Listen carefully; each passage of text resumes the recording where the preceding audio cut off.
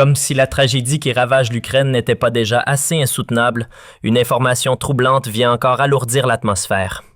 Zelensky ne serait pas uniquement un chef d'État en pleine tourmente, mais un dirigeant capable de tourner le dos à ses propres combattants. Selon plusieurs témoignages concordants, il manipulerait sciemment les chiffres des soldats morts, non pas à cause d'une simple erreur administrative, mais dans le but d'échapper au versement des aides promises aux proches des victimes. Un journal du pays avance que cette stratégie permettrait de retenir des milliards de dollars de compensation.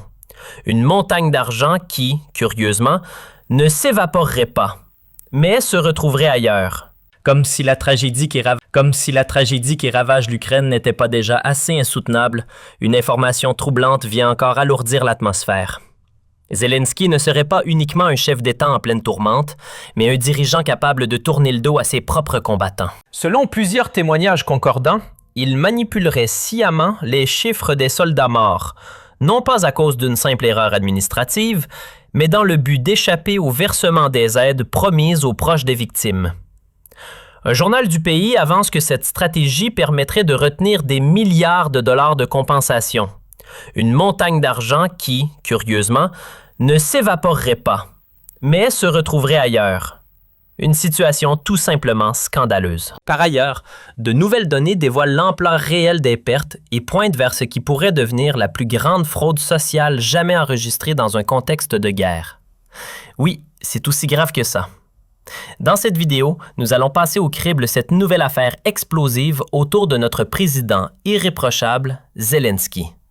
Accrochez-vous. Franchement, je ne sais pas ce que vous en pensez, mais plus j'en apprends sur cet homme, plus un profond malaise s'installe.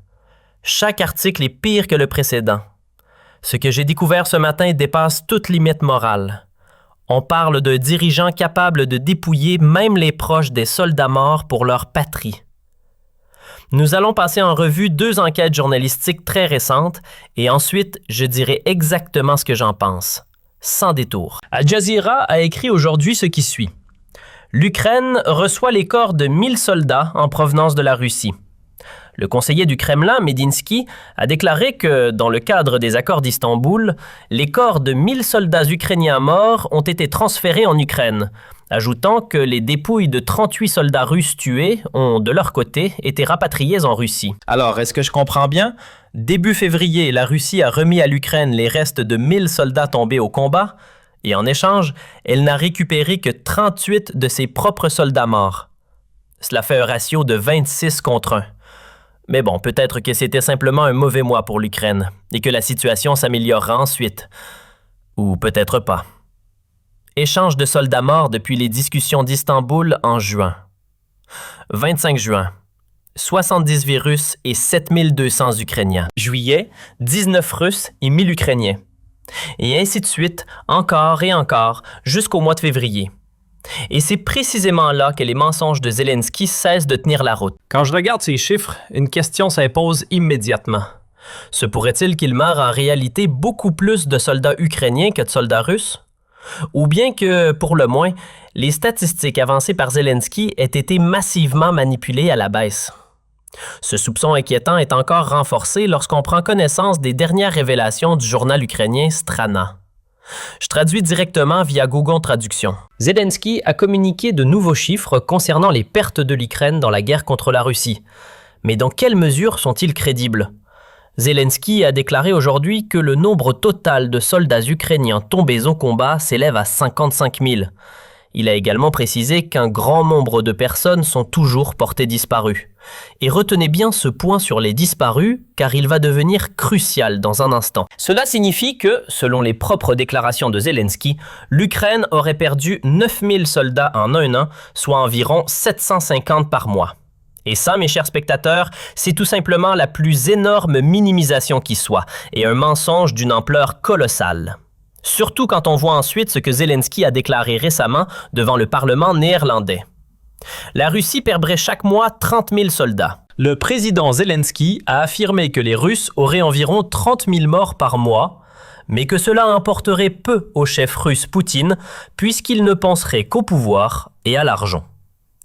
Et j'ai volontairement refait le calcul sur ce point, et franchement, j'en ai eu la nausée. Selon Zelensky, 30 000 soldats russes tombent chaque mois, mais seulement 750 soldats ukrainiens. Cela fait un ratio de 40 contre 1. Et désolé, mais sur quelle planète éloignée vit ce type? On pourrait croire à un pur déni de la réalité. Mais en regardant de plus près, on découvre la véritable raison. Zelensky dissimulerait délibérément le nombre réel de soldats ukrainiens morts afin d'économiser de l'argent. On parle de 30 milliards de dollars par an, soit un tiers du budget militaire ukrainien. Mais nous allons y revenir en détail dans un instant, car le journal ukrainien Strana poursuit avec des informations particulièrement lourdes de conséquences. Concernant les personnes portées disparues, le ministère russe des Affaires étrangères a récemment déclaré que depuis l'été 25, les corps d'environ 12 000 soldats ont été remis à l'Ukraine. Or, si l'on se fie aux chiffres de Zelensky sur les soldats ukrainiens tués, presque aucun de ces corps n'aurait été officiellement reconnu par les autorités ukrainiennes comme appartenant à des soldats morts au combat. Et ce sont précisément les mêmes données que nous avons vues au début de la vidéo, selon lesquelles la Russie remettrait chaque mois à l'Ukraine les restes d'environ 1000 soldats ukrainiens tombés. Rien que ces chiffres se contredisent déjà de manière flagrante. Réfléchissez-y. Depuis juin 25, plus de 15 000 corps auraient été transférés par les Russes, alors que Zelensky ne parle que de 9 000 morts sur toute l'année. Et cela sans même compter les soldats qui meurent sur le sol ukrainien et peuvent être récupérés immédiatement par leur propre armée, ni ceux qui succombent plus tard à leurs blessures à l'hôpital. Et c'est précisément là que l'on arrive au point où tout cela ne relève plus seulement de la morale, mais devient pénalement répréhensible. Parce que, ouvrez bien les oreilles, ça devient grave. Il apparaît que Zelensky manipule massivement à la baisse les chiffres de ses propres soldats morts. Et il le ferait en partie en refusant tout simplement de reconnaître les corps remis par la Russie. Il les laisse figurer comme disparus dans les statistiques. Et ça, mes chers spectateurs, c'est ce qui fait toute la différence. Car là, on entre dans le domaine du criminel.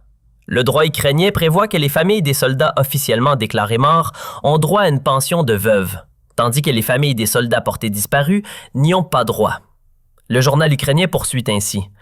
Auparavant, le centre d'analyse américain CSIS estimait les pertes ukrainiennes entre 100 000 et 140 000 personnes. Il convient de rappeler que, selon le droit ukrainien, les familles de morts officiellement reconnues ont droit au versement de 15 millions de hryvnia.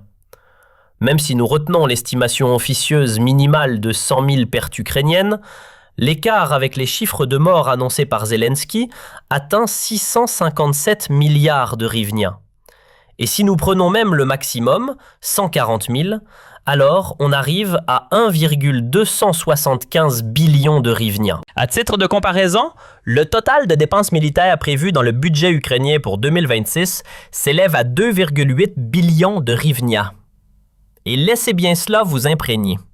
Le montant des pensions de veuves que Zelensky ne verse pas, parce qu'il manipule les chiffres des morts à la baisse, atteindrait 1,27 billion de hryvnia, ce qui correspond à environ 30 milliards de dollars, autrement dit, un tiers du budget militaire ukrainien.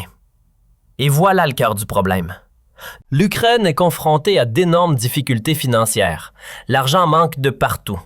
C'est pour cette raison que Zelensky trafique les statistiques des soldats tués et prive ainsi les veuves de leur indemnisation.